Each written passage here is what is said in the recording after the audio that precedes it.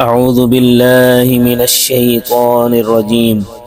بسم الله الرحمن الرحيم. وإلى عاد أخاهم هودا قال يا قوم اعبدوا الله ما لكم من إله غيره إن أنتم إلا مفترون. يا قوم لا أسألكم عليه أجرا إن أجري إلا على الذي فطرني أفلا تعقلون. ويا قوم استغفروا ربكم ثم توبوا إليه يرسل السماء عليكم مدرارا ويزدكم قوة إلى قوتكم ولا تتولوا مجرمين. قالوا يا هود ما جئتنا ببينة وما نحن بتاركي آلهتنا عن قولك وما نحن لك بمؤمنين إن نقول إلا اعتراك بعض آلهتنا بسوء. قال إني أشهد الله واشهدوا أني بريء مما تشركون من دونه فكيدوني جميعا ثم لا تنظرون. إني توكلت على الله ربي وربكم ما من دابة إلا هو آخذ بناصيتها إن ربي على صراط مستقيم. فإن تولوا فقد أبلغتكم ما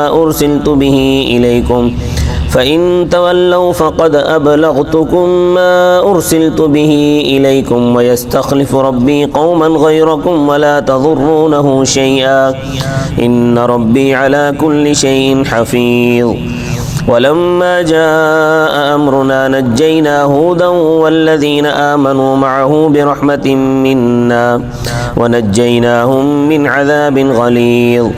وتلك عاد جحدوا بآيات ربهم وعصوا رسله واتبعوا أمر كل جبار عنيد.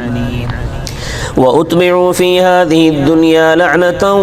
ويوم القيامة ألا إن عادا كفروا ربهم ألا بعدا لعاد قوم هود.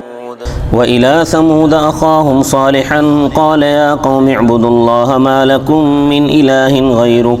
هو أنشأكم من الأرض واستعمركم فيها فاستغفروه ثم توبوا إليه إن ربي قريب مجيب. قالوا يا صالح قد كنت فينا مرجوا قبل هذا أتنهانا أن نعبد ما يعبد آباؤنا وإننا لفي شك مما تدعونا إليه مريب. قال يا قوم أرأيتم إن كنت على بينة من ربي وآتاني منه رحمة فمن ينصرني من الله إن عصيته فما تزيدونني غير تخسير. ويا قوم هذه ناقة الله لكم آية فذروها تأكل في أرض الله ولا تمسوها بسوء فيأخذكم عذاب قريب. فعقروها فقال تمتعوا في داركم 3 أيام ذلك وعد غير مكذوب. فلما جاء أمرنا نجينا صالحا والذين آمنوا معه برحمة منا ومن خزي يومئذ إن ربك هو القوي العزيز. وأخذ الذين ظلموا الصيحة فأصبحوا في ديارهم جاثمين كأن لم يغنوا فيها ألا إن ثمود كفروا ربهم ألا بعدا لثمود. ولقد جاءت رسلنا إبراهيم بالبشرى قالوا سلاما قال سلام فما لبث أن جاء بعجل حنيذ. فلما رأى أيديهم لا تصل إليهم نكرهم وأوجس منهم خيفة قالوا لا تخف إنا أرسلنا إلى قوم لوط وامرأته قائمة فضحكت فبشرناها بإسحاق ومن وراء إسحاق يعقوب. قالت يا ويلتى أألد وأنا عجوز وهذا بعلي شيخا إن هذا لشيء عجيب. قالوا أتعجبين من أمر الله رحمة الله وبركاته عليكم أهل البيت إنه حميد مجيد. فلما ذهب عن إبراهيم الروع وجاءته البشرى يجادلنا في قوم لوط إن إبراهيم لحليم أواه منيب. يا إبراهيم أعرض عن هذا إنه قد جاء أمر ربك وإنهم آتيهم عذاب غير مردود. ولما جاءت رسلنا لوطا سيء بهم وضاق بهم ذرعا وقال هذا يوم عصيب. وجاءه قبل كانوا يعملون السيئات قال يا قوم هؤلاء بناتي هن أطهر لكم فاتقوا الله ولا تخزون في ضيفي أليس منكم رجل رشيد قالوا لقد علمت ما لنا في بناتك من حق وإنك لتعلم ما نريد قال لو أن لي بكم قوة أو آوي إلى ركن شديد قالوا يا لوط إنا رسل ربك لن يصلوا إليك فأسر بأهلك بقطع من الليل ولا يلتفت منكم أحد إلا امرأتك إنه مصيبها ما أصابهم إن موعدهم الصبح أليس الصبح بقريب فلما جاء أمرنا جعلنا عاليها سافلها وأمطرنا عليهم حجارة من سجيل منضود مسومة عند ربك وما هي من الظالمين ببعيد وإلى مدين أخاهم شعيبا قال يا قوم اعبدوا الله ما لكم من إله غيره ولا تنقصوا المكيال والميزان إني أراكم بخير وإني أخاف عليكم عذاب يوم محيط ويا قوم أوفوا المكيال والميزان بالقسط ولا تبخسوا الناس أشياءهم ولا تعثوا في الأرض مفسدين بقية الله خير لكم إن كنتم مؤمنين وما أنا عليكم بحفيظ قالوا يا شعيب أصلاتك تأمرك أن نترك ما يعبد آباؤنا أو أن نفعل في أموالنا ما نشاء إنك لأنت الحليم الرشيد قال يا قوم أرأيتم إن كنت على بينة من ربي ورزقني منه رزقا حسنا وما أريد أن أخالفكم إلى ما أنهاكم عنه إن أريد إلا الإصلاح ما استطعت وما توفيقي إلا بالله عليه توكلت وإليه أنيب ويا قوم لا يجرمنكم شقاقي أن يصيبكم مثل ما أصاب قوم نوح أو قوم هود أو قوم صالح وما قوم لوط منكم ببعيد واستغفروا ربكم ثم توبوا إليه إن ربي رحيم ودود قالوا يا شعيب ما نفقه كثيرا مما تقول وإنا لنراك فينا ضعيفا ولولا رهتك لرجمناك وما أنت علينا بعزيز قال يا قوم أرهطي أعز عليكم من الله واتخذتموه وراءكم ظهريا إن ربي بما تعملون محيط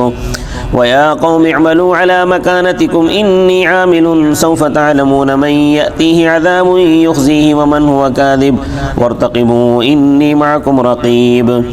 ولما جاء أمرنا نجينا شعيبا والذين آمنوا معه برحمة منا وأخذت الذين ظلموا الصيحة فأصبحوا في ديارهم جاثمين كأن لم يغنوا فيها ألا بعدا لمدين كما بعدت ثمود ولقد أرسلنا موسى بآياتنا وسلطان مبين إلى فرعون وملئه فاتبعوا أمر فرعون وما أمر فرعون برشيد يقدم قومه يوم القيامة فأوردهم النار وبئس الورد المورود وأتبعوا في هذه لعنة ويوم القيامة بئس الرفد المرفود ذلك من أنباء القرى نقصه عليك منها قائم وحصيد وما ظلمناهم ولكن ظلموا أنفسهم فما أغنت عنهم آلهتهم التي يدعون من دون الله من شيء لما جاء أمر ربك وما زادوهم غير تتبيب وكذلك أخذ ربك إذا أخذ القرى وهي ظالمة إن أخذه أليم شديد إن في ذلك لآية لمن خاف عذاب الآخرة ذلك يوم مجموع له الناس وذلك يوم مشهود وما نؤخره إلا لأجل معدود يوم يأتي لا تكلم نفس إلا بإذنه فمنهم شقي وسعيد فأما الذين شقوا ففي النار لهم فيها زفير وشهيق خالدين فيها ما دامت السماوات والأرض إلا ما شاء ربك إن ربك فعال لما يريد وأما الذين سعدوا ففي الجنة خالدين فيها ما دامت السماوات والأرض إلا ما شاء ربك عطاء غير مجذوذ فلا تك في مرية مما يعبد هؤلاء ما يعبدون إلا كما يعبد آباؤهم من قبل وإنا لموفوهم نصيبهم غير منقوص ولقد آتينا موسى الكتاب فاختلف فيه ولولا كلمة سبقت من ربك لقضي بينهم وإنهم لفي شك منه مريب وإن كلا لما ليوفينهم ربك أعمالهم إنه بما يعملون خبير فاستقم كما أمرت ومن تاب معك ولا تطغوا إنه بما تعملون بصير ولا تركنوا إلى الذين ظلموا فتمسكم النار وما لكم من دون الله من أولياء ثم لا تنصرون وأقم الصلاة طرفي النهار وزلفا من الليل إن الحسنات يذهبن السيئات ذلك ذكرى للذاكرين واصبر فإن الله لا يضيع أجر المحسنين فلولا كان من القرون من قبلكم أولو بقية ينهون عن الفساد في الأرض إلا قليلا ممن أنجينا منهم واتبع الذين ظلموا ما أترفوا فيه وكانوا مجرمين وما كان ربك ليهلك القرى بظلم وأهلها مصلحون ولو شاء ربك لجعل الناس أمة واحدة ولا يزالون مختلفين إلا من رحم ربك ولذلك خلقهم وتمت كلمة ربك لأملأن جهنم من الجنة والناس أجمعين وكلا نقص عليك من أنباء الرسل ما نثبت به فؤادك وجاءك في هذه الحق وموعظة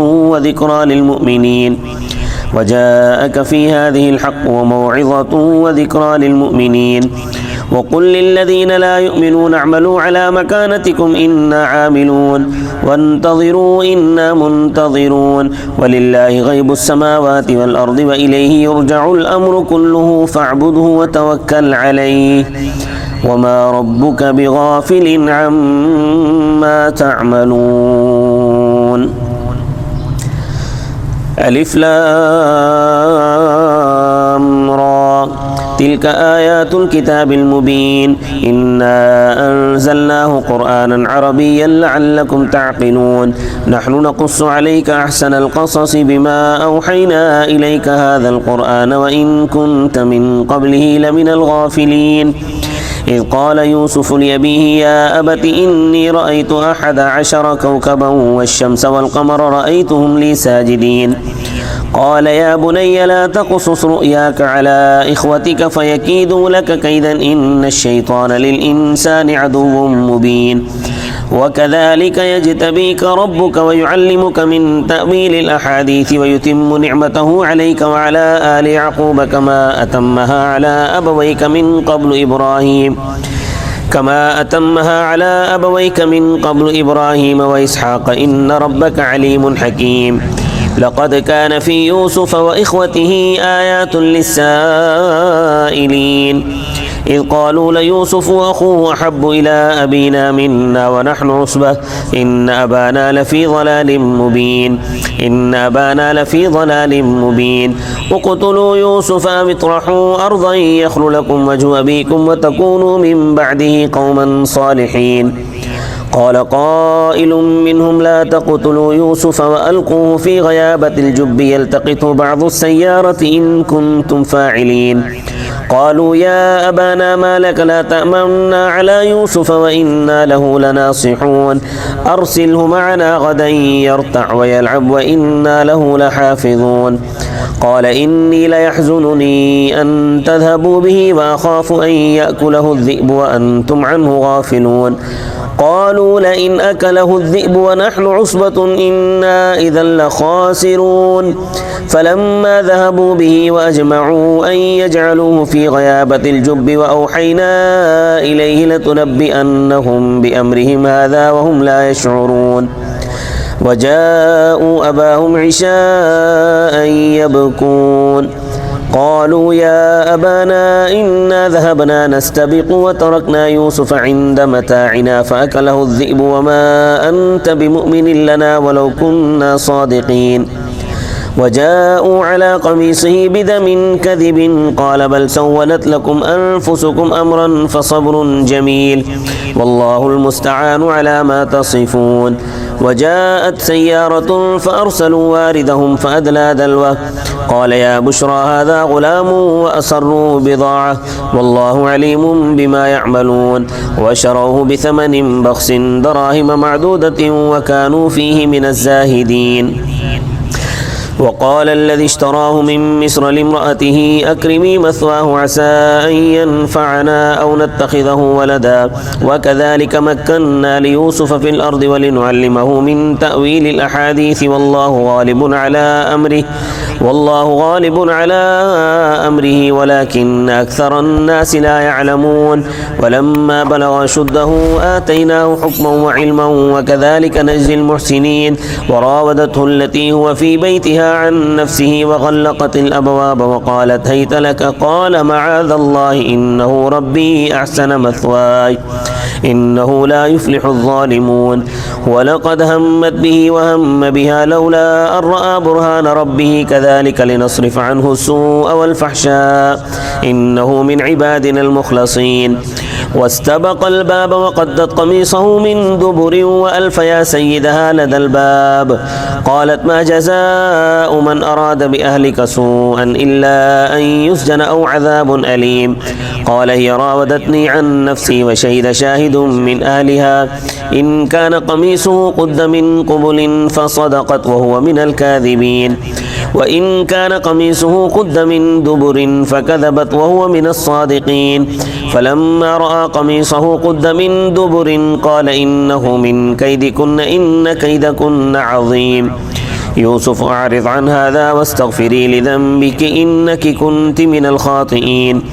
وقال نسوة في المدينة امرأة العزيز تراود فتاها عن نفسه قد شغفها حبا إنا لنراها في ضلال مبين. فلما سمعت بمكرهن أرسلت إليهن وأعتدت لهن متكأ وآتت كل واحدة منهن سكينا وقالت اخرج عليهن. فلما رأينه أكبرنه وقطعن أيديهن وقلن حاش لله ما هذا بشرا إن هذا إلا ملك كريم. قالت فذلكن الذي لمتنني فيه ولقد راودته عن نفسه فاستعصم ولئن لم يفعل ما آمره ليسجنن وليكون من الصالحين. قال رب السجن أحب إلي مما يدعونني إليه وإلا تصرف عني كيدهن أصب إليهن وأكن من الجاهلين. فاستجاب له ربه فصرف عنه كيدهن إنه هو السميع العليم. ثم بدا لهم من بعد ما رأوا الآيات ليسجننه حتى حين. ودخل معه السجن فتيان قال أحدهما إني أراني أعصر خمرا وقال الآخر إني أراني أحمل فوق رأسي خبزا تأكل الطير منه نبئنا بتأويله إنا نراك من المحسنين. قال لا يأتيكما طعام ترزقانه إلا نبأتكما بتأويله قبل أن يأتيكما ذلكما مما علمني ربي إني تركت ملة قوم لا يؤمنون بالله وهم بالآخرة هم كافرون واتبعت ملة آبائي إبراهيم وإسحاق ويعقوب ما كان لنا أن نشرك بالله من شيء ذلك من فضل الله علينا وعلى الناس ولكن أكثر الناس لا يشكرون. يا صاحبي السجن أرباب متفرقون خير أم الله الواحد القهار ما تعبدون من دونه إلا أسماء سميتموها أنتم وآباؤكم ما أنزل الله بها من سلطان إن الحكم إلا لله أمر أن لا تعبدوا إلا إياه ذلك الدين القيم ولكن أكثر الناس لا يعلمون. يا صاحبي السجن أما أحدكما فيسقي ربه خمرا وأما الآخر فيصلب فتأكل الطير من رأسه قضي الأمر الذي فيه تستفتيان. وقال للذي ظن أنه ناج منه اذكرني عند ربك فأنساه الشيطان ذكر ربه فلبث في السجن بضع سنين. وقال الملك إني أرى 7 بقرات سمان يأكلهن 7 عجاف و7 سنبلات خضر وأخر يابسات يا أيها الملأ أفتوني في رؤياي إن كنتم للرؤيا تعبرون. قالوا أضغاث أحلام وما نحن بتأويل الأحلام بعالمين. وقال الذي نجا منهما وادكر بعد أمة أنا أنبئكم بتأويله فأرسلون. يوسف أيها الصديق أفتنا في 7 بقرات سمان يأكلهن 7 عجاف و7 سنبلات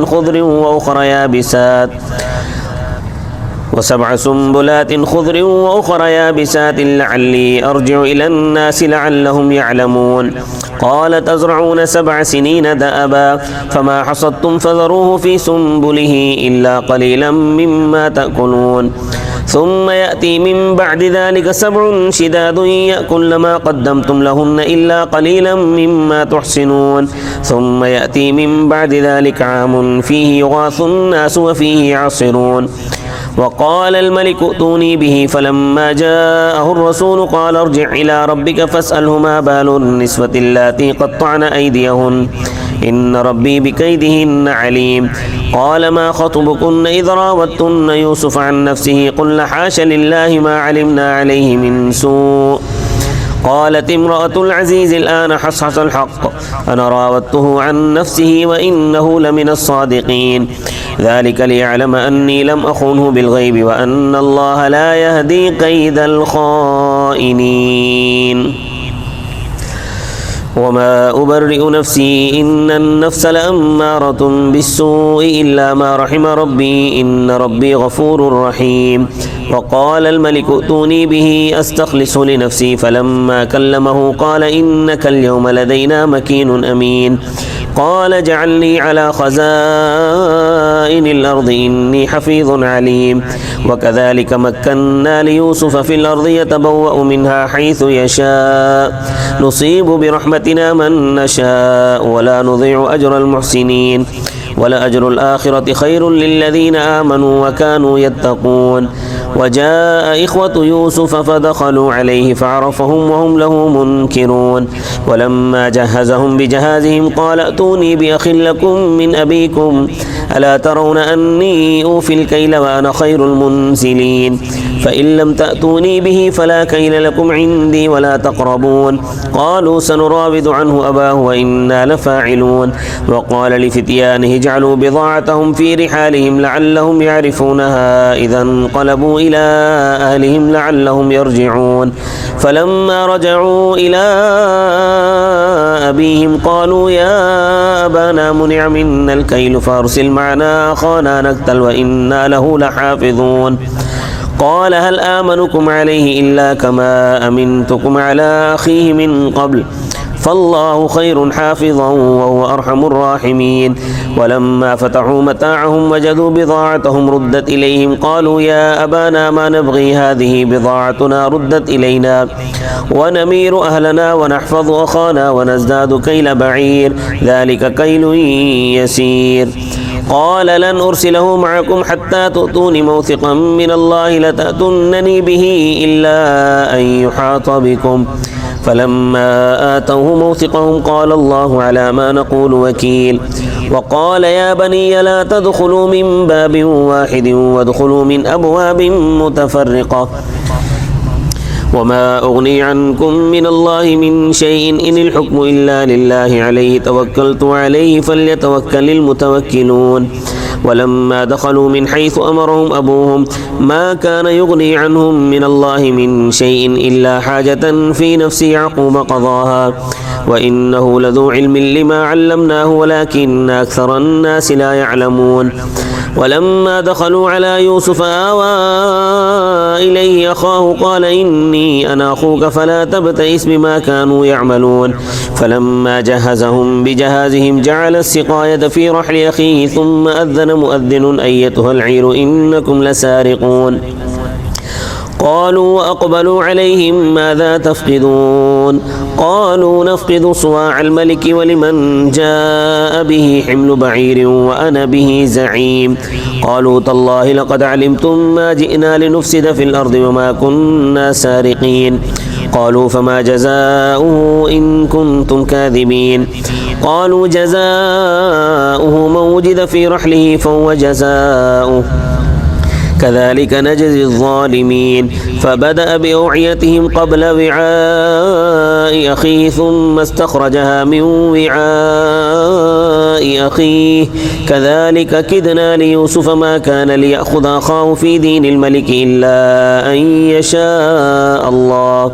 نرفع درجات من نشاء وفوق كل ذي علم عليم قالوا إن يسرق فقد سرق أخ له من قبل فأسرها يوسف في نفسه ولم يبدها لهم قال أنتم شر مكانا والله أعلم بما تصفون قالوا يا أيها العزيز إن له أبا شيخا كبيرا فخذ أحدنا مكانه إنا نراك من المحسنين قال معاذ الله أن نأخذ إلا من وجدنا متاعنا عنده إنا إذا لظالمون فلما استيئسوا منه خلصوا نجيا قال كبيرهم ألم تعلموا أن أباكم قد أخذ عليكم موثقا من الله ومن قبل ما فرطتم في يوسف فلن أبرح الأرض حتى يأذن لي أبي أو يحكم الله لي وهو خير الحاكمين ارجعوا إلى أبيكم فقولوا يا أبانا إن ابنك سرق ما شهدنا إلا بما علمنا وما كنا للغيب حافظين واسأل القرية التي كنا فيها والعير التي أقبلنا فيها وإنا لصادقون قال بل سولت لكم أنفسكم أمرا فصبر جميل عسى الله أن يأتيني بهم جميعا إنه هو العليم الحكيم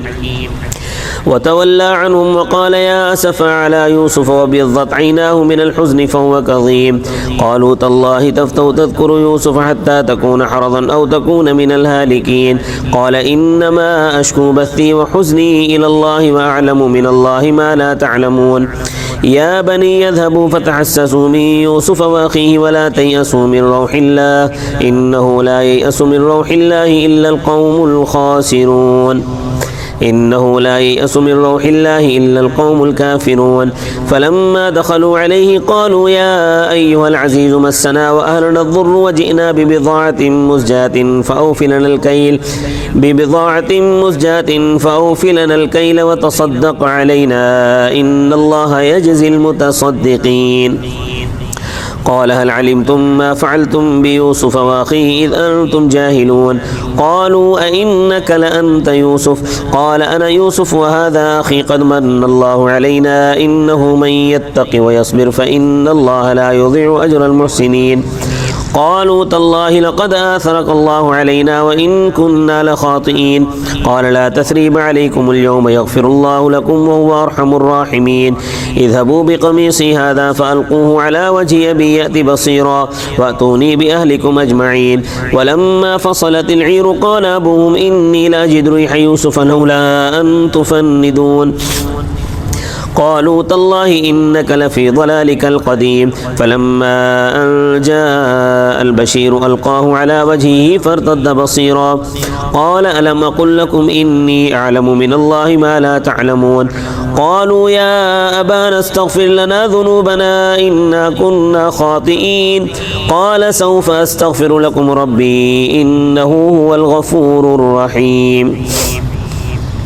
فلما دخلوا على يوسف آوى إليه أبويه وقال ادخلوا مصر إن شاء الله آمنين ورفع أبويه على العرش وخروا له سجدا وقال يا أبت هذا تأويل رؤياي من قبل قد جعلها ربي حقا وقد أحسن بي إذ أخرجني من السجن وجاء بكم من البدو من بعد أن نزغ الشيطان بيني وبين إخوتي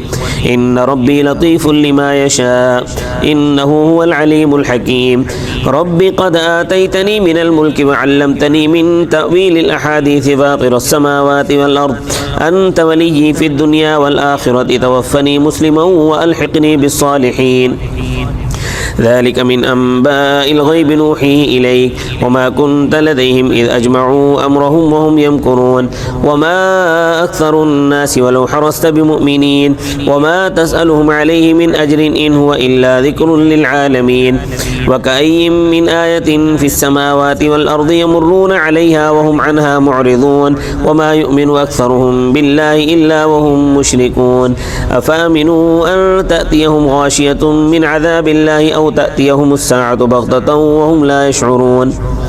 قل هذه سبيلي أدعو إلى الله على بصيرة أنا ومن اتبعني وسبحان الله وما أنا من المشركين وما أرسلنا من قبلك إلا رجالا نوحي إليهم من أهل القرى أفلم يسيروا في الأرض فينظروا كيف كان عاقبة الذين من قبلهم ولدار الآخرة خير للذين اتقوا أفلا تعقلون حتى إذا استيأس الرسل وظنوا أنهم قد كذبوا جاءهم نصرنا فنجي من نشاء ولا يرد بأسنا عن القوم المجرمين لقد كان في قصصهم عبرة لأولي الألباب ما كان حديثا يفترى ولكن تصديق الذي بين يديه وتفصيل كل شيء وهدى ورحمة لقوم يؤمنون. ألف لام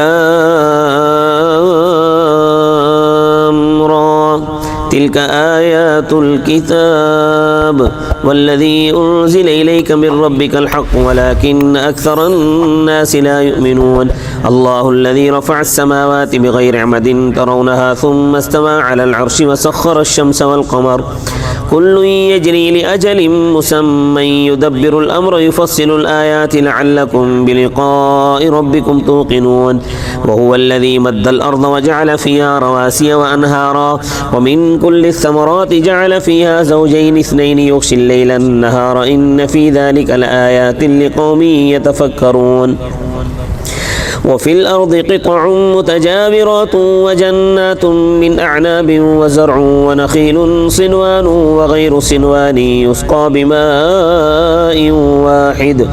ونفضل بعضها على بعض في الأكل إن في ذلك لآيات لقوم يعقلون وإن تعجب فعجب قولهم أئذا كنا ترابا أئنا لفي خلق جديد